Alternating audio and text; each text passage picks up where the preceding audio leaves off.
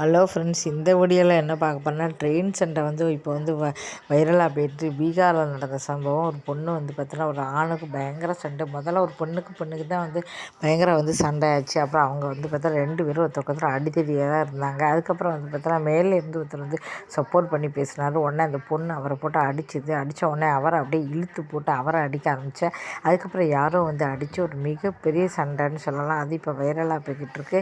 அதே மாதிரி இன்னொரு இடத்துலையும் பார்த்தீங்கன்னா, ஒரு அம்மாவும் பொண்ணும் பார்த்திங்கன்னா, அவங்க ஹரித்வாரில் இறங்கி போகிறாங்க. அம்மாவும் பொண்ணும் பார்த்திங்கன்னா மொத்தம் 2 சீட்டு தான் உண்டு. ஆனால் அந்த இடத்துல 3 சீட்டையும் அவங்க எடுத்துட்டாங்க. மிடில் சீட்டை பார்த்தீங்கன்னா, தங்கள் பிள்ளைகளுக்காக யாரோ ரிசர்வேஷன் பண்ணியிருக்காங்க. எங்களுக்கு அந்த சீட்டு வேணுங்கிறது கொடுக்க மாட்டேன்னு சொல்லி அது ஒரு பெரிய சண்டை. ட்ரெயினில் இந்த மாதிரி சண்டைகள்லாம் பார்த்தீங்கன்னா வருது சகஜம். அந்த சகஜம் தான். ஏன்னா ட்ரெயினில் வரவங்க எல்லாருமே நல்லவங்களாக இருப்பாங்களா கேட்டால் கண்டிப்பாக இருக்க மாட்டாங்க.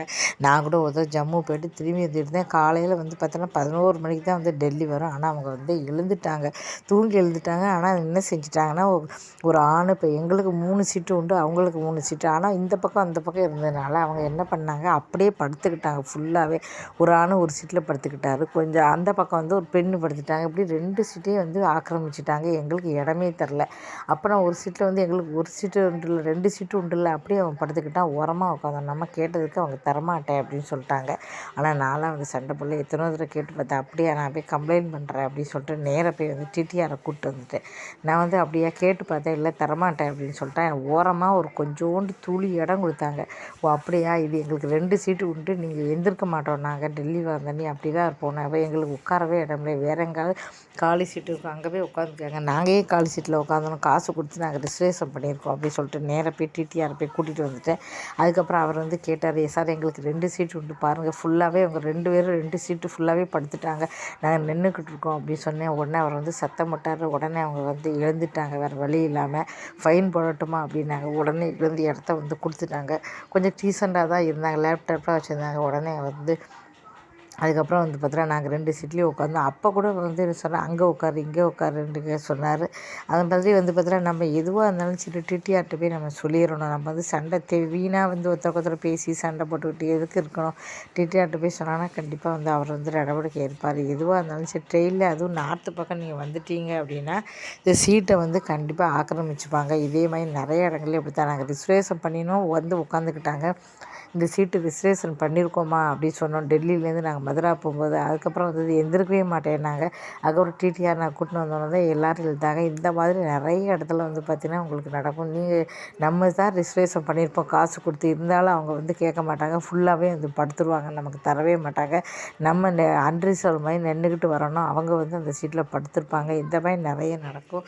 இப்போ நீங்கள் சண்டை போட்டு அடித்து தேவையில்லாமல் பண்ணாதீங்க. எதுவாக இருந்தாலும் சரி நேராக போய் டிடிஆர்கிட்ட போய் சொல்லிடுங்க. கண்டிப்பாக நியாயம் கிடைக்கும். ஆனால் இப்போ பார்த்தீங்கன்னா சொல்லியிருக்காங்க, அடுத்தவங்க சீட்டை அப்படிலாம் எடுக்க. இப்போ தமிழ்நாட்டில் கூட இப்படி நடக்குது இப்படி சொல்லிட்டு வருது. இப்போ தமிழ்நாட்டிலே இப்படிலாம் அநியாயம் பண்ண ஆரம்பிச்சிட்டாங்க. என்ன செய்ய முடியும். ட்ரெயினில் போனாலே அப்படின்னு சொல்லி மிகப்பெரிய பிரச்சனையாக தான் இப்போ போய்கிட்டு இருக்கு. எல்லா இடமும் இதே பிரச்சனை தான் போய்கிட்டு இருக்கு. என்ன செய்ய முடியும். நம்மளும் பார்த்தீங்கன்னா சண்டை போட முடியாது. சண்டை போட்டு போட்டு ஓஞ்சி போயிடும். அது எதுவாக இருந்தாலும் சரி ட்ரெயினில் ஒரு பெரிய பிரச்சனையே இப்படி தான். இது பார்த்தீங்கன்னா அதுவும் இந்த ஸ்லீப்பரில் ரொம்ப நடக்கும். பொதுவாக அந்த ஸ்லீப்பரில் கண்டிப்பாக நிறைய நடக்கும். ஏசியில் கூட இப்போல்லாம் நடக்க ஆரம்பிச்சிச்சு சொல்லலாம். ஏசியில் கூட நான் சொன்னேன், ஏசியில் தான் பார்த்தீங்கன்னா அப்படி சீட்டை பிடிச்சிட்டு சண்டை போட. ஏசி பார்த்தீங்கன்னா அதுவும் ஸ்லீப்பர் மாதிரி தான் இருக்குது.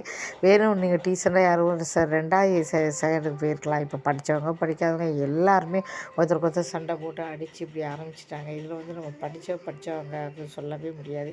எல்லாருமே சண்டை போடுறாங்க. எதுவாக இருந்தாலும் சரி நியாயமாக இருக்கணும் அப்படின்னு நினச்சிங்கன்னா நீங்கள் கண்டிப்பாக டிடிஆரை பார்த்தீங்கன்னா அவங்க எல்லாம் போக மாட்டேன் அப்படி இப்படி சொன்னேன்னா கண்டிப்பாக பார்த்தீங்கன்னா உங்களுக்கு அப்படியே இல்லைன்னா எல்லா ட்ரெயினுமே போலீஸ்லாம் போட்டிருக்காங்க. அவர்கிட்ட போய் சொன்னால் கூட அவர் கூட தக்க நடவடிக்கை எடுப்பார். எதுவாக இருந்தாலும் அடுத்தவங்கள அடித்து அந்த சண்டையை போடாங்க. நியாயமான முறையில் நீங்கள் கம்ப்ளைண்ட் பண்ணுங்கள்.